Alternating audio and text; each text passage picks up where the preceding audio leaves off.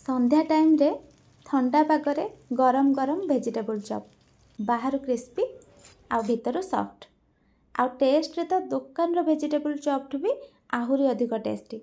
आज आसतु बनैबा। जय जगन्नाथ। सोनी जोड़िया रेसिपी को आपण समस्त को बहुत बहुत स्वागत। प्रथमे आमे गोटे गुंड मसला बनैबा। गोटे चमच जीरा नबा, गोटे चमच धनिया, गोटे चमच पान मधुरी, 10 ରୁ 12टा गोलमरिच आ गोटे सुखिला लंका। ए सब को लो फ्लेम रे टिके वासना आसीबा जाए भाजीदबा। मसला हाथ को टिके उषुम लगिला परिका भाजिबे। एबे याकू भलसे ग्राइंड कर नेछि। ए मसलाटा आलू पुरो को बहुत बढ़िया टेस्ट दिए। एबे हमें पैन रे नबा 2 बड़ चमच तेल। आउ तेल गरम होला परे दबा गोटे छोट चमच पंच फुटण। फुटण फुटिला परे आधा इंच रो कोरा हितबा अदा आउ गोटे कटा हितबा कंचा लंका दबा। एबे ए सब को टिके भाजी दबा तेल रे। एबे हमें किछि परिबा दबा एथरे।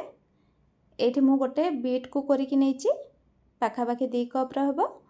आउ गोटे गाजर को कोरिकी नेछि, पाखापाखि गोटे कप रा हबो। बीट जेतिकी नेबे गाजर तार अधा नेबे। आउ किछि ग्रीन मटर नेछि, जदि फ्रेश मिलुछि तो नियंतु, जदि नाही तो फ्रोजन भी नै परिबे। मु एठी फ्रोजन यूज करिछि। 2 ରୁ 3 मिनिट टिके गरम पानी रे सिझाई देबे जदि फ्रोजन नउचंती। एबे सब परिबा को पकेई दबा। जदि आपण एथिरे बीट गाजर को छोट छोट करी काटिकी देबे ताहले से पुरोटा बाइंडिंग हबनी आउ चॉपटा तेल रे छाणीला बेले खोली जिबार चांस थाए। तो याको सब बेले कोरिकी ही देबे। एबे भाजी होला परे 5 मिनिट कवर करके छाडी दबा। एबे सब हल्का सिझी जाईची, बेसी सिझेबे नै सब को। एबे किछि गुंड मसला दबा। आधा चमच कला लुण, गोटे चमच चाट मसला, आधा चमच गोलमरिच गुंड, आधा चमच हळदी, 1/3 स्पून चीनी। चीनी जदि खांतिनी न पकेले भी चलिबो। आउ स्वाद अनुसार लुण नेछि। एबे ए सब मसला पूरा रे दे दबा। आउ किछि भजा बादाम नेछि मु एठी। एटा पूरा को बहुत बढ़िया टेस्ट दबो। आपण चाहिले कंचा बादाम को तेल रे भाजी के भी देई परिबे। एठी मु 6टा सिझा आलू को चकटी के नेछि। एबे हमें आलू चकटा को पूरा रे दे दबा। आउ हमें बनैथिबा मसला रे भी गोटे चमच देकी भले से मिक्स कर दबा। आमे एठी वेजिटेबल चॉप बनौचे तो बीट गाजर रो क्वांटिटीटा आलू रो क्वांटिटी ठू अधिका थिबा दरकार। आउ आलू मसला को भलो से भाजिबे जेमिति सेतरे बेसी पानी अंश रहिबनी। आलू चकटाटा जदि गाढ़ा न होई कि टिक्के भी पानिया रहि जिवो ताहले छाणीले बेले तेल रे खोली जिवार चांस थाए। एबे एथिरे किछि कट्टा हितबा धनिया पत्र दे देबा आ भल से मिक्स कर देबा। ए आलू पुरो को लो फ्लेम रे जेते भलो से भाजिबे सेते पुरोटा बढ़िया से बाइंडिंग हबो। एबे देखंतु आलू मसला रेडी हो गला। एबे को ठंडा हवा पई टिके प्लेट को काढी दबा। बास्ना रे तो पूरा घर ही महकी जाउची। एबे आलू ठंडा हला परे एथिरे दबा 2 चमच ब्रेड क्रम्स। एटा आपण बाहर भी किनी परिबे, किंतु मु घरे बनैथिली। जोटा कट्टा पाउरुटी मिले ना ताको ग्राइंड करके कड़ाई रे लो फ्लेम रे टिके भाजी नेथिली। एटा बनैबा बहुत सहज, आपण घरे भी बनै परिबे। एथिरे 2 चमच दे दबा आउ हाथ रे भलो से मिक्स कर दबा।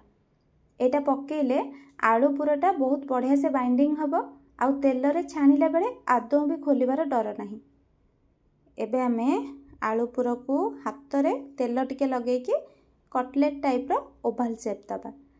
तेल टिके हाथ रे लगे देले एटा एम्ति हाथ रे चिपकिबनी, आराम से शेप नबो। देखंतु पूरा परफेक्ट हेछि। एबे हमें सेम प्रोसेस रे बाकी सब को भी शेप दे दबा। आपण चाहिले आपको निज हिसाब रे गोल केमती चेप्टा टाइप रो शेप भी दे परिबे, किंतु बाहर जो वेजिटेबल चॉप मिले ओवल शेप रो थाए ना, तो मु एठी सब को सेही शेप रे बनेछि। देखंतु एठी सब बनै देछि। एबे हमें गोटे स्लरी बनैबा। 4 चमच मैदा दबा, गोटे चमच कॉर्नफ्लोर दबा। आपण चाहिले केवल मैदा रे भी करि परिबे। एबे टिके लूण दबा एथिरे टेस्ट फिका न लागिबा पई। आउ अल्प अल्प करके पानी देकी याको गोळेबा। एका थरे बेसी पानी दे देबेनी, याको बेसी गाढ़ा करिवेनी कि बेसी पानिया करिवेनी। चामच बुड़ेले एमिति गोटे परस्त लागुथिबो, बस एमिति कंसिस्टेंसी रखिबे। एटा खाली मैदा रे भी तो हेई परिबो, किंतु कॉर्नफ्लोर टा देले एथिरे ब्रेड क्रम्स टा बहुत भलो से बाइंडिंग हे जिवो आ क्रिस्पी भी हबो। एबे हमें आलू पुरो को ए स्लरी रे बुड़ेबा आ कंटा चामच रे काढिबे जेमिति एक्स्ट्रा स्लरी जहा सब थिबो से सब किछि लागी कि रहइबनी, बाहर जिवो। आ ब्रेड क्रम्स रे देकी सब आडू याको कोट कर दबा। आउ याकू टिके हाथ में एमती मुठा करदेबा जमी सब ब्रेड क्रम्स सेट हो आउ टिके हाथ में एमती झाड़ी देबे एक्स्ट्रा ब्रेड सब बाहर जीवो। आपण चाहिए याकू एमती भी फ्राए करें किंतु मु एठी आउ थरे स्लरी रे बुड़ेकी पुणी ब्रेड क्रम्स रे कोट करी। एमती कले एटा आउ टिके क्रिस्पी हबो। आउ ध्यान देबे स्लरी रे पकेला परे याकू चामच रे ही बाहर करेंगे। जदि हाथ रे धरदेबे ताले एटा भांगी जीवो नरम हेकी, किंतु ब्रेड क्रम्स रे कोट हैला परे आपण याकू हाथ रे धरि परिबे। देखंतु एथरे बुड़ीला परे ब्रेड क्रम्स टा केते बढ़िया से कोट हो जाउची। एबे देखंतु एक्स्ट्रा ब्रेड क्रम्स सब झाड़ी देली और हाथ रे टिके सेट कर देली, रेडी हो गला। एबे सेम प्रोसेस रे बाकी सब को प्रिपेयर कर नेची। एबे तेल भल से गरम करबा, किंतु अत्यधिक गरम करबेनी। हाई फ्लेम रे रखिकी गोटे गोटे चॉप पकेबे। आ पकेला परे गोटे मिनिट पर गैस रो फ्लेम लो टू मीडियम करेंगे, किंतु स्टार्टिंग रो गोटे मिनिट हाई फ्लेम रखिबे। जदि गैस लो रखिबे ताहले एका संगे सब चॉप पकेला बेलू तेलर टेम्परेचर डाउन हो और ये सब भांगी जीवो। तो प्रथमे हाई फ्लेम रे गोटे मिनिट रखिबे, तापर लो टू मीडियम। एबे देखंतु 7 ରୁ 8 मिनिट फ्राए हैला परे सब पूरा गोल्डन कलर हो आसलानी। एबे आमे याकू प्लेट को काढ़ी दबा। आउ बाकी सब कटलेट को भी सेम प्रोसेस रे तेल रे फ्राए करनबा। देखंतु एटा छाणीला परे केते क्रिस्पी हेची मु आपन को देखौची। साउंड रो जानी पड़थिबे ऊपर केते क्रिस्पी आ भीतर सॉफ्ट आउ टेस्ट रे तो सबुठु ऊपर। थरे एटा निहाती बनांतु, तापर मते कहिबे। वीडियो भल लागिथिले लाइक टे कर देबे।